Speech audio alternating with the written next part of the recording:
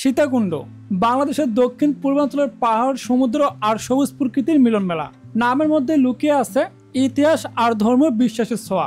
এই অঞ্চল একদিকে যেমন তীর্থস্থান হিসেবে হাজার বছরের ঐতিহ্য বহন করছে, অন্যদিকে প্রকৃতি প্রেমিকদের কাছে জনপ্রিয় ভ্রমণ কেন্দ্র। শুধু সৌন্দর্য নয়, সীতাকুণ্ডের সঙ্গে জড়িয়ে আছে ধর্মীয় কাহিনী ও ঐতিহ্য। এখানকার প্রত্যেকটি নাম, প্রত্যেকটি কাহিনী স্থানীয় মানুষের জীবন ও ঐতিহ্য সাক্ষ্য বহন করেছে। এজন্য সীতাকুণ্ডকে বলা হয় ঐতিহ্য আর প্রকৃতির সৌন্দর্যের মিলনভূমি। আজকের ভিডিওতে আমি আপনাদের দেখাবো তিনটি জনপ্রিয় পর্যটন স্পট। তার মধ্যে অন্যতম হলো খৈয়াছড়া ঝর্ণা, বারবকুণ্ড মন্দির, বারবকুণ্ড ঝর্ণা এবং সাথে থাকবে একটি সম্পূর্ণ ভ্রমণ গাইডলাইন।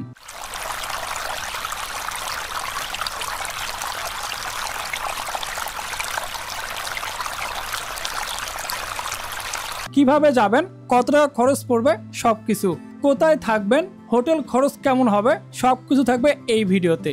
আমি রিসেন্টলি একটি ভিডিও আপলোড দিয়েছি সীতাকুণ্ড নিয়ে। একদিনে আপনি কোন কোন জায়গায় ঘুরবেন, কত টাকা খরচ পড়বে এবং কিভাবে যাবেন।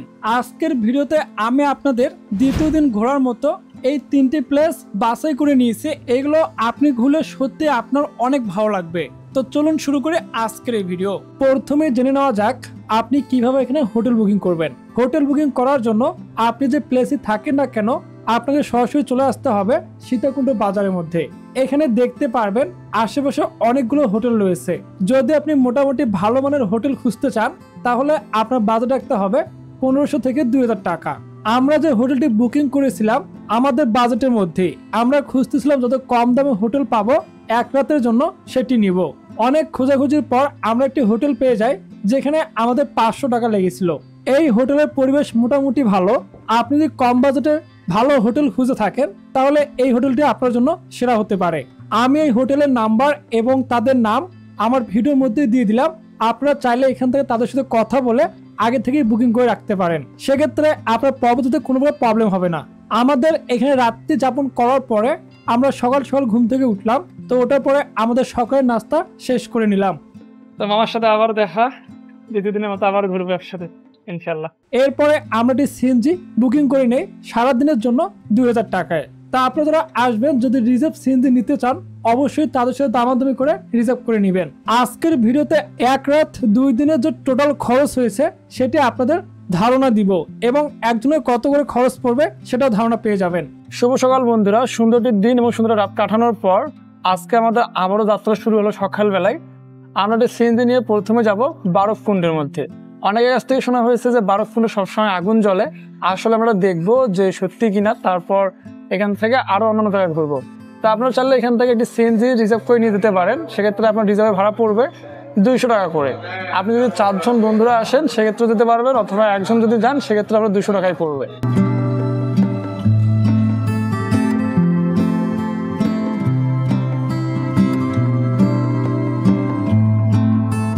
এখন আমি আপনাদের এমন একটা রহস্যময় জায়গার মধ্যে নিয়ে যাচ্ছি যেখানে আপনার পানির উপরে আগুন জ্বলে। একবার ভাবুন তো, আমরা আগুন নেভানোর জন্য পানি ইউজ করি, কিন্তু সেই পানির উপরেই কিন্তু আগুন জ্বলতেছে। তাহলে একবার চিন্তা করে দেখেন যে জায়গাটা কতটা রহস্যময়।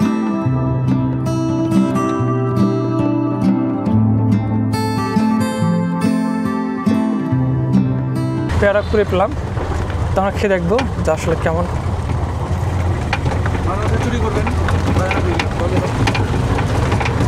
কেউ ভাবেন না যে এটা চুরি করেছি, এটা কিন্তু পরে পেয়েছি আমরা। আসলে অনেক সুস্বাদু।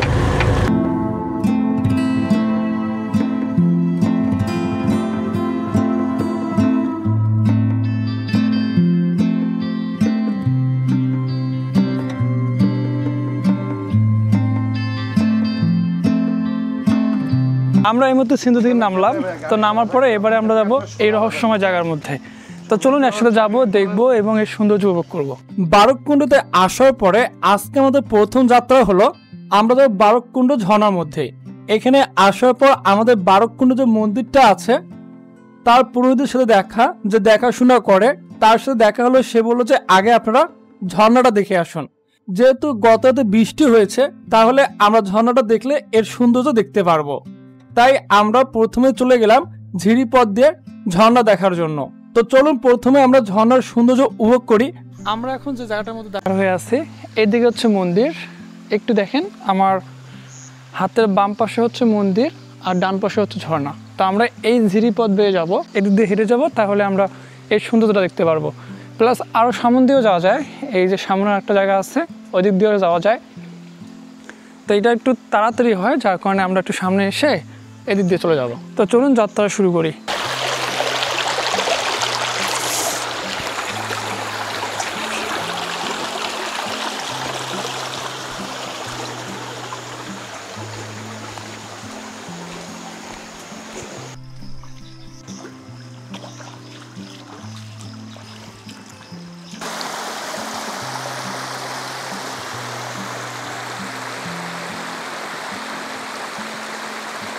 প্রায় অনেকটা পথ হেঁটে আসার পর এখানে অনেক সুন্দর একটা ঝর্ণা দেখেন।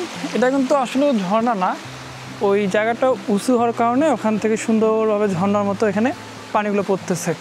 মনে হচ্ছে যে এখানে একটা ছোটো ঝর্ণা তৈরি হয়েছে। তো বন্ধুরা, এটা খুব সুন্দর লাগতেছে, আর সামনেগুলোতে মনে হয় আরও অনেক ভালো লাগবে। এই জায়গাটা আসলে ভয়ঙ্কর লেভেলের সুন্দর, যেটা বলার বাইরে। দেখেন কত সুন্দর জায়গাটা। আমি এদিক দিয়ে কীভাবে যাবো এটাই ভাবতেছি। তা চলুন যাওয়া যাক। পাথরগুলো অনেক শক্ত শক্ত, একটু দেখে দেখে পা ফেলবেন। এই যে দেখে দেখে পা ফেলতেছি। আর এই যে মিনি ঝর্ণা বলা যায় এটাকে, এর সাউন্ডটা একটু উপভোগ করুন, কী লেভেলের পিছলা।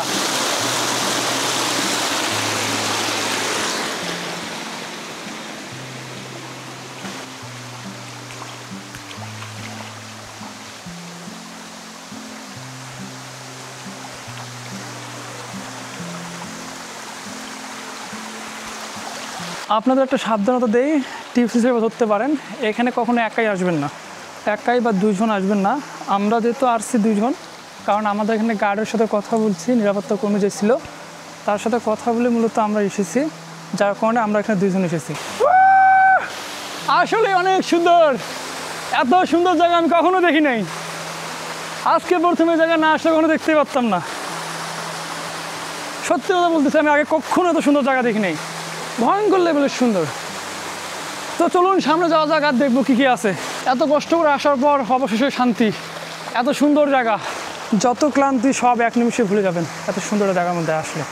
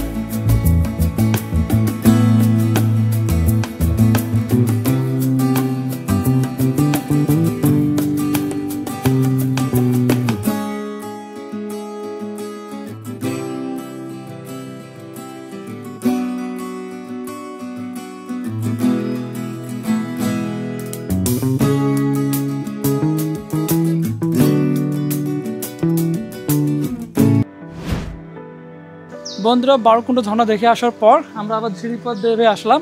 তো বেশি সময় লাগলো না, কারণ রাস্তার মধ্যে পরিচিত হয়ে গেছিলো। তো এবার আমরা যাব মন্দিরের ভিতরে। চলুন যাওয়া যাক। এটা হচ্ছে মন্দিরের গেট, তা আমরা এদিক দিয়ে ভিতরে যাবো।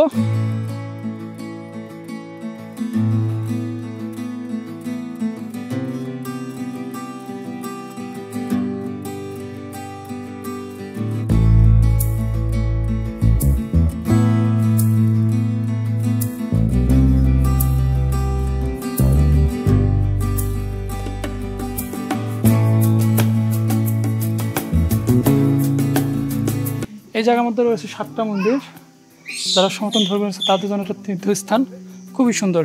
এখানে 7টা মন্দির আছে না, আসলে অনেক সুন্দর জায়গাটা। এই যে এখানে অনেকগুলো মন্দির, 1 2 3 4 5 6 7টা মন্দির হয়তো এখানে। এখানে সবসময় তো মানুষ থাকে, অবশ্যই মানুষ আসে, মানে পর্যটকরা যারা আসতে চায় তাদের জন্য তো নিরাপদ। আসে, মানে যাত্রীকেও আসে বা যারা তীর্থ করতে আসে তারাও আসে, সবার জন্য একদম নিরাপদ, এখানে কোনো সমস্যা নাই। এবং কোনো কিছু হয়নি এ পর্যন্ত। অনেক জায়গায় অনেক কিছু হয়েছে, কিন্তু এখানে কোনো কিছু হয়নি। আচ্ছা, আমরা একটু আপনাদের মন্দিরগুলো তো ঘুরে দেখলাম, আমরা একটু 12 কুণ্ডের যে অগ্নিকুণ্ড সেটা একটু দেখতে চাই। হ্যাঁ দেখেন, এই পাশে এটা না? হ্যাঁ এটা সোজা সোজা নিচের দিকে নাম। এখন আমরা যাব বারুকুণ্ড যে অগ্নিকাণ্ডটা আছে, অগ্নিকুণ্ড যেটা এখান থেকে পানির মধ্যে আগুন জ্বলে, ওই জায়গায় যাব। চলুন দেখি। এই যে বুদবুদের আওয়াজ পাচ্ছি এখান থেকে আমরা অনেক, এদিক দিয়ে নামতে হবে।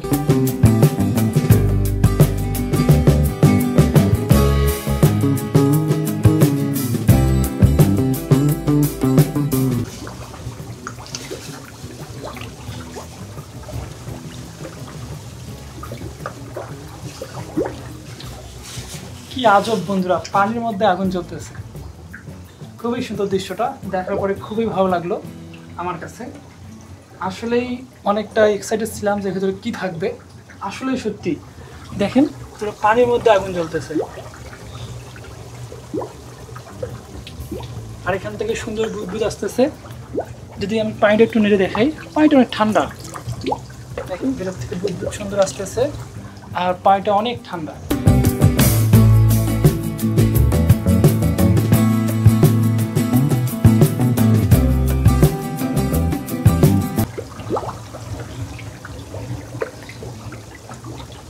এই হচ্ছে সেই অগ্নিকুণ্ড, বারকুণ্ড, বারবানল অগ্নিকুণ্ড তীর্থধাম। আপনার সতীর পিতা যজ্ঞের আয়োজন করছে, সতীর পিতা যজ্ঞের আয়োজন করছে জনক রাজা। আচ্ছা, তখন এই সতী শিবেরে ভালোবাসত। শিবেরে যখন ভালোবাসত তখন পিতার কাছে যাই প্রস্তাব নিছে, পিতার প্রস্তাব প্রত্যাখ্যান করে দিছে। যখন প্রত্যাখ্যান করে দিছে তখন সতী নিজে নিজে যায় শিবের কাছে, বিবাহ হয়েছে, বিয়ে বসে। বিয়ে বসে তখন শিবে, ওটার নাম হচ্ছে যে আপনার সতী এবং পার্বতী, সতী এবং পার্বতী ওনার নামই, একজনের নাম, একজনের নামে। যখন যজ্ঞ আয়োজন করছে বাপে, তখন যজ্ঞেতে তারা নিমন্ত্রণ দেয়নি, অর্থাৎ দাওয়াত দেয়নি। না দেওয়া তো বাপের এই যজ্ঞের আয়োজনে বিশ্বের যত দেব দেবতা আছে সবাই আসছে, ওনাকে দাওয়াত দেবেনি, উনি আসছে বিনা দাওয়াতে আসছে। তখন তাকে খুব অপমান করছে, লাঞ্ছিত করছে, মেয়েকে বাপে লাঞ্ছিত করছে, অপমান করছে। অপমানের কারণে যজ্ঞে যায় আগুন ঝাঁপ দিছে, দেহ ত্যাগ করছে। শিবে তখন ধ্যানে বসি, তখন উঠি দাঁড়ায়, একটা লাথি দিয়েছে, তখন ভূমিকম্প সৃষ্টি হয়েছে, ভূমিকম্প সৃষ্টি হয়েছে, লাথির লগে ভূমিকম্প সৃষ্টি হয়েছে। ত্রিদেব বলছে যে তুমি কি চাইছ? শিবকে বল যে তুমি ওকে থামাও, উনি তোর পৃথিবী ধ্বংস করে দেবে। মানে এতটাই রাগান্বিত হয়েছে। হ্যাঁ, তখন এই নারায়ণের চক্র দ্বারা, নারায়ণের কাছে গেছে, তখন নারায়ণের চক্র দ্বারা সতীর 51টা 52টা অঙ্গ হয়েছে, 52টা খণ্ড করছে চক্র দ্বারা। এই 52টা খণ্ডের একটা খণ্ড এখানে। বারকুণ্ড অগ্নিকাণ্ডের মধ্যে থেকে আসার পরে আপনারা সরাসরি ওখান থেকে একটা সিএনজি নিয়ে সরাসরি যেতে পারবেন খৈয়াছড়ি ঝর্ণার মধ্যে। তো আমরা একটা সিএনজি নিয়ে সরাসরি যাচ্ছি, তো আপনারা ওইভাবে যেতে পারেন। এটা যেতে আপনার সময় লাগবে মূলত 45 মিনিটের মতো।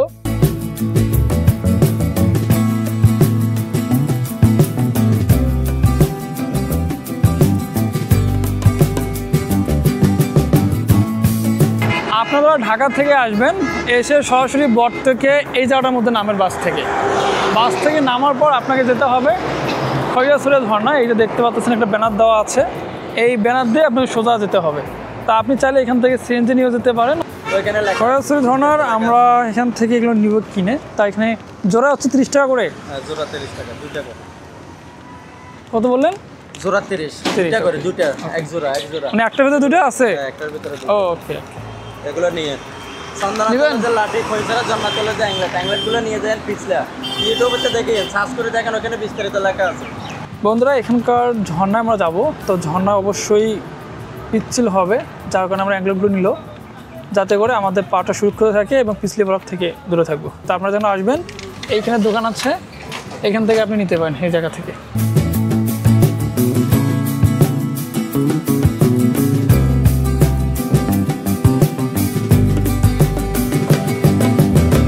এখনই আমরা অটো থেকে নামলাম, তাই আমরা এখন আছি খৈয়াছড়া ঝর্ণার মধ্যে, মানে ঝর্ণার যে এন্ট্রি পয়েন্ট, এখানে আমরা এখান থেকে হেঁটে হেঁটে চলে যাব।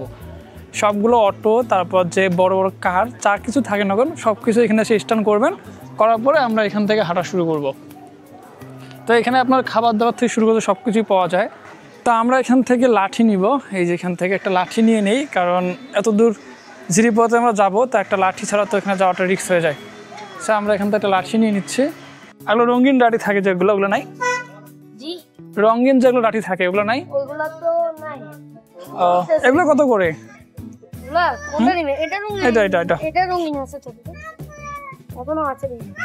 হ্যাঁ, এটা নেওয়া যায়। শক্ত আছে না? কত পড়বে এটা? মানে আমরা যাচ্ছি আবার রিটার্ন করবো এসে, সেক্ষেত্রে মানে 20 টাকা করে। ওকে, ঠিক আছে, আমাকে এটা দাও, একটা দিলেই হবে। খৈয়াছড়া ঝর্ণার মধ্যে আসার পরে প্রথমে আমরা এখান থেকে খাবার অর্ডার দিলাম, দুপুরে খাবারের জন্য। এখান থেকে আপনি চলে অর্ডার দিতে পারেন, আর এখানে অর্ডার দেওয়ার পরে এখান থেকে তারা রান্না করে রাখবে। তো আমরা যে হোটেলে খাইছি সেখান থেকে চাইলে আপনি ব্রেসলেট নিতে পারেন, আর তারপর এখান থেকে সেফটির জন্য একটা লাঠি নেবেন।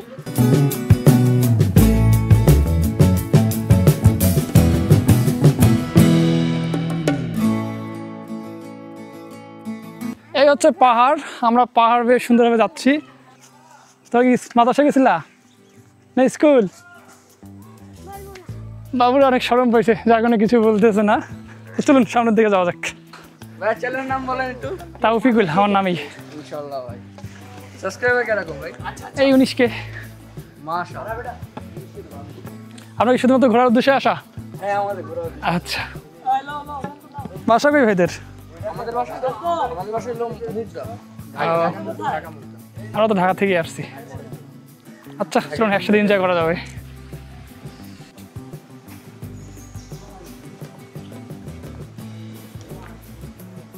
আমরা চেষ্টা করব সর্বদা সতর্কতা মেনে চলার, যা যা সাবধানতা থাকবে সব কিছু মেনে মেনে চলবেন, নাহলে আপনারও জীবনে আসতে পারে একটি ঘটনা সারা জীবনের কান্না।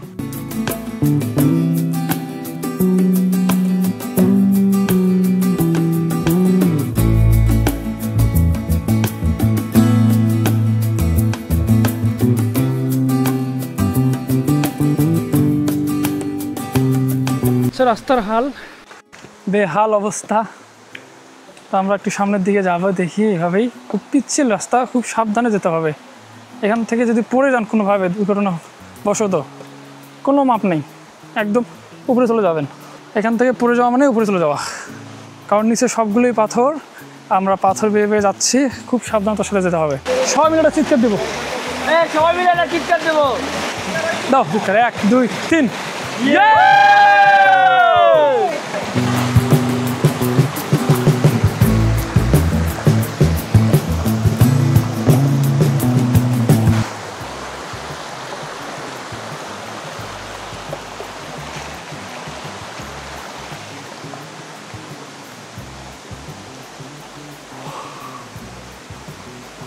ওয়াও, পুরাই দারুণ, পুরাই জোস। এটা তো স্বাভাবিক একটা রাস্তা, যদি আপনি মনে করেন যেটা স্বাভাবিক পা দেই, এই কাজগুলো করবেন না, কারণ দেখেন কত দূর ডুবে যাচ্ছে। এটা আরও গভীর হতে পারে, হঠাৎ করে সে কখনো পা দিবেন না, অবশ্যই খেয়াল রাখবেন।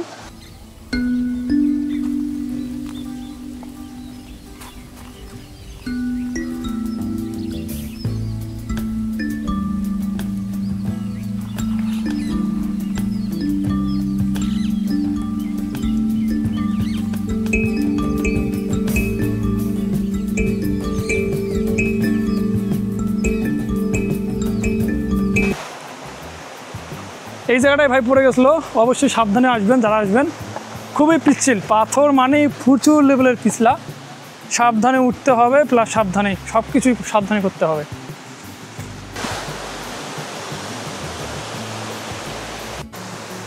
এটা একটা মিনি ঝর্ণা বললে ভুল হবে না, যে সুন্দর। এগুলোর মধ্যে খুব সাবধানে উঠবেন, এখান থেকে পড়ে গেলে আর বাসন নেই, অনেক ইচ্ছা। এখন যে জায়গাটার মধ্যে বসে আছি, জায়গাটা অনেক সুন্দর, আপনি চাইলে জায়গাটার মধ্যে ছবি তুলতে পারেন, সম্পূর্ণ পাথর দিয়ে, এই যে পাথর। তো সেখানে বসে আমরা একটু অপেক্ষা করতেছি, মানে রেস্ট নিচ্ছি, অনেক ক্লান্ত। এতটা পথ হেঁটে আসার পর প্রচুর ক্লান্ত, আমরা একটু রেস্ট নিচ্ছি, প্লাস অনেকে এখানে ছবি তুলছে, সামনে চলে গেল। আপনারাও চাইলে এখানটা জায়গার মধ্যে বসে কিছুক্ষণ রেস্ট নিতে পারেন।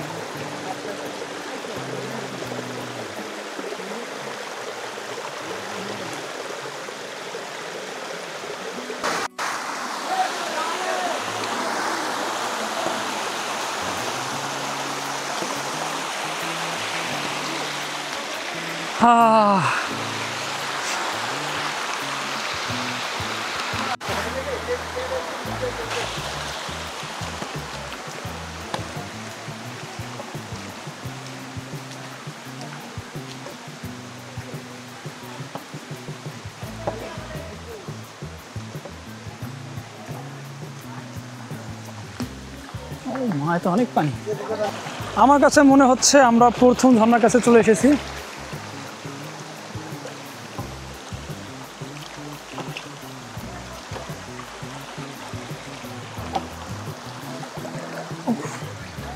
অসাধারণ একটা জায়গা।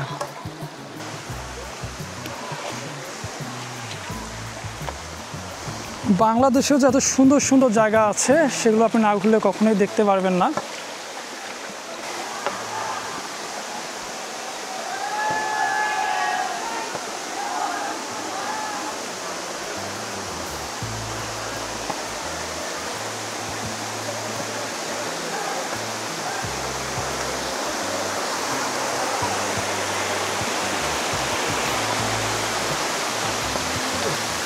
এটা কি 1 নম্বর ঝর্ণা?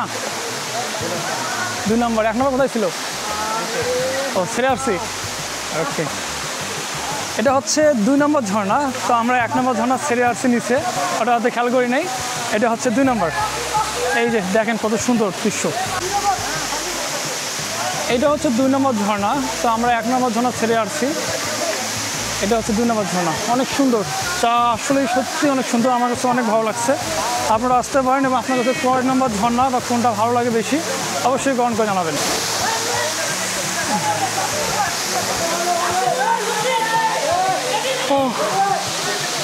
খুবই সুন্দর, অসাধারণ।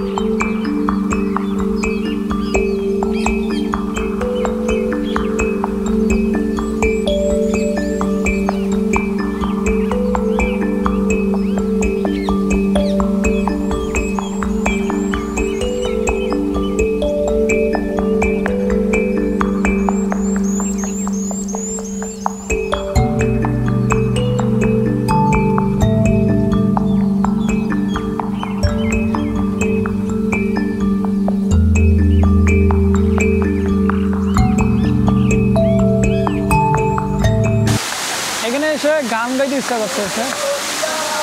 এই নদীর পাড়ে, এটা তো নদী না, এটা তো পাহাড়। এই পাহাড় পাড়ে আইসায় আমার মাতাল মাতাল, এত সুন্দর পানি থেকে খায় থেকে।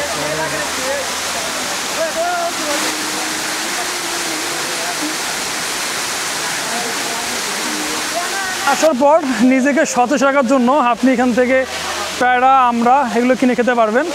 তা আমি এখান থেকে সরাসরি প্যাড়া কিনবো একটা, দেখি খাওয়ার জন্য। আমার প্যাড়া কত করে? 20 টাকা করে। ওকে, আমাকে এখান থেকে প্যাড়া দিন। এগুলো কি এখানকার প্যাড়া? পাহাড়ি। এটা ছিল 2 নম্বর ঝর্ণা। এবার আমরা যাবো 3 নম্বর ঝর্ণার মধ্যে। চলুন যাওয়া যাক। এই পথ দিয়ে যেতে হবে, পথটা অনেক খাড়া, কিন্তু তারপরেও আমরা যাব। চলুন। পরের ঝর্ণাতে যাওয়ার আগে আমি আপনাদের হিসাবটা বুঝিয়ে দেই।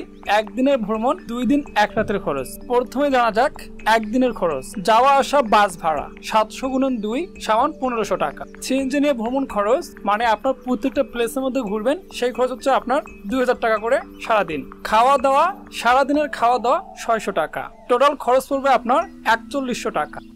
আর 2 দিন 1 রাতের খরচ। যাওয়া আসা বাস ভাড়া 700 গুণন 2 1500 টাকা। সিএনজি নিয়ে ভ্রমণ খরচ 2 দিনের জন্য 3500 টাকা। খাওয়া দাওয়া খরচ 2 দিন 1000 টাকা। আর আপনি যে রুম নিয়ে থাকবেন রুম ভাড়া হচ্ছে 500 থেকে 1000 টাকা। তাহলে আপনার টোটাল খরচ আসতেছে সব মিলে 7000 টাকা। যদি আপনি আপনার সাথে কাউকে শেয়ারে নেন মানে আপনার কোনো ফ্রেন্ড বা যে কেউ দুজন মিলে আসেন সেক্ষেত্রে আপনার খরচ অর্ধেকের নিচে চলে আসবে।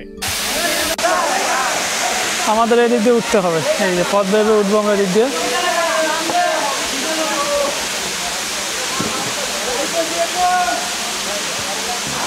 খুবই সাবধানে উঠতে হবে।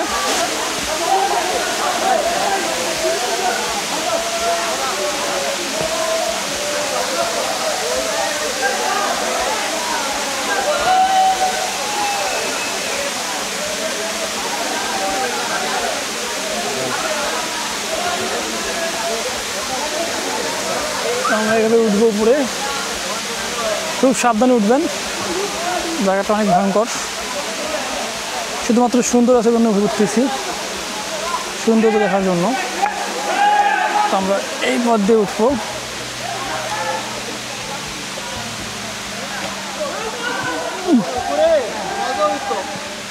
এখানে দড়ি আছে, দড়ি বেয়ে উঠতে পারবেন, কিন্তু আসলে অনেক খাড়া, জায়গাটা অনেক খাড়া। তো আমরা তারপরে ওঠার চেষ্টা করতেছি দড়ি বেয়ে বেয়ে, দেখা যাক কতদূর উঠতে পারি।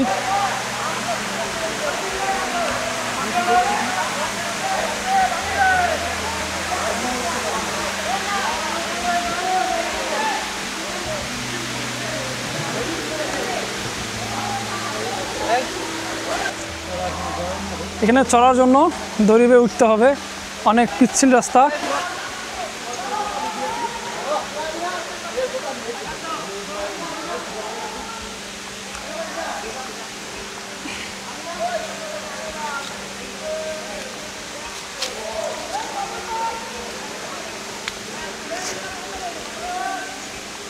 পুরো এই দুর্গম রাস্তা একটু দিয়ে দিয়ে রাখছে যাতে করে সহজে উঠতে পারি।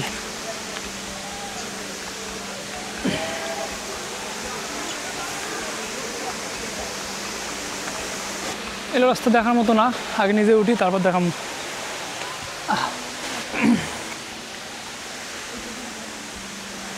এদিকে উঠতে হবেই হবে। এখান থেকে পিছনে দেখাই, দেখেন কত লেভেলের খারাপ রাস্তা। এই যে 3 নম্বর ঝর্ণা হচ্ছে এটা, যদি আমরা এখানে একটু দেখাই, এটা হচ্ছে 3 নম্বর ঝর্ণা। এই যে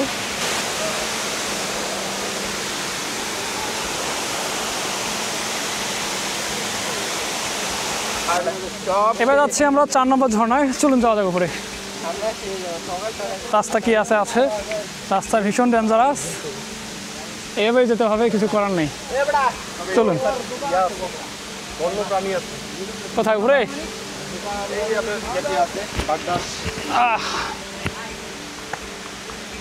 এই যে রাস্তা হাঁটু, এই যে একটা ঝর্ণা দেখা যাচ্ছে। তো দেখুন আমরা একটু সামনে যা দেখি কি অবস্থা ঝর্ণাটার। আর এই হচ্ছে অবস্থা। যদি আমি বলি আপনারা একটু কষ্ট করে যদি আসতে চান আসিবেন না, এখানে উপরে ওঠার সাথে মৃত্যুর ঝুঁকি বেশি আছে। তো আমরা এই ঝর্ণাটা শর্ট নিলাম, এটা হচ্ছে 4 এবং 5 নাম্বার। তো আমরা এই জায়গায় আবার যাবো উপর দিয়ে। চলুন যাওয়া যাক।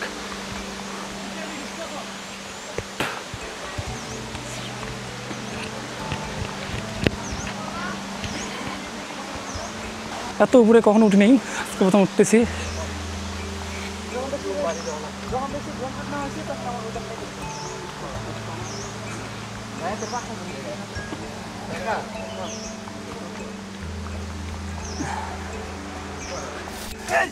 ভাগ্য হলো এখানে কোনো পাহাড় নাই, ডুবে গেছি। পানি দিয়ে আসাই বেটার, সুন্দর জায়গা।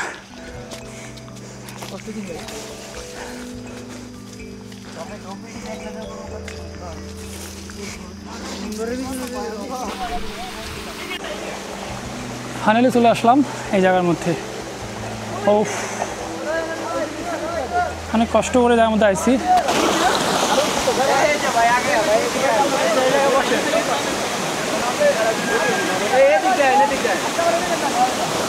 মাই গুড,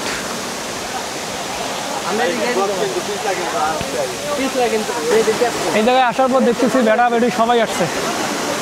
আসলে মানতে হবে বাংলাদেশের ছেলেমেয়ে সবারই এনার্জি ভালো। আর উপর উড়া দেবো, এত এনার্জি নাই। আর উপর মনে হয় এটাই আমাদের শেষ গন্তব্য।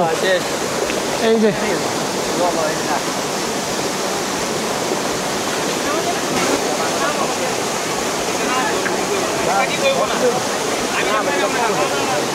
ভাই অনুমতি শেয়ার করেন।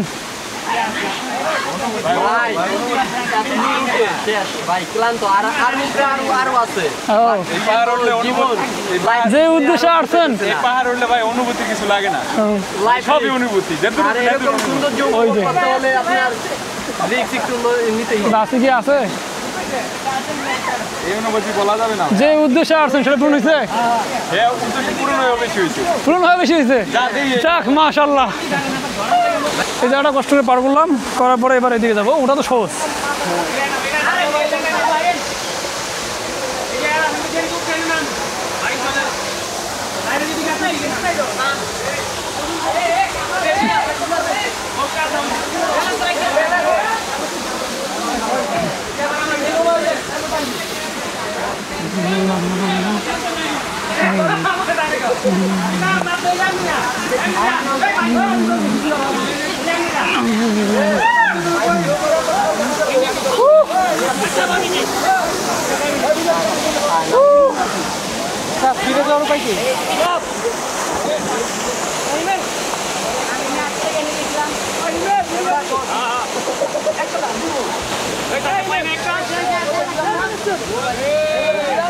এই ঝর্ণার মধ্যে আসে নিজেকে একদম ক্ষুদ্র মনে হচ্ছে এত বড় পাহাড়ের মধ্যে এসে। আর এই ভিডিও বন্ধু থাকলো তো একটু সামনের দিকে যাই। ঝর্ণার এখান থেকে আপনাদের সবাই মিলে বিদায় জানাচ্ছি। আর এটা হচ্ছে আমাদের শেষ গন্তব্য ছিল। এটা হচ্ছে 13-14 নম্বর ঝর্ণা, কিন্তু এটা সর্বশেষ। চাইলে এখান থেকে আপনি যে 3টে ঝর্ণা আছে এই 3টা ঝর্ণা দিতে পারবেন যদি কখনো আসেন। আর আমি চাইবো তো আপনার আসার কোনো প্রয়োজন নেই এরকম জায়গার মধ্যে। খুবই রিস্ক ভাই, লাইফের এত রিস্ক নেওয়া উচিত না। আমাদের দ্বিতীয় দিনের ঘোরাঘুরি প্রায় শেষ এখান থেকেই। আর আমরা এবার বাসে করে চলে যাব। তো সবাই ভালো থাকবেন, সুস্থ থাকবেন। দেখা হচ্ছে আবার নতুন কোনো ভিডিওতে। এই পর্যন্ত আল্লাহ হাফেজ।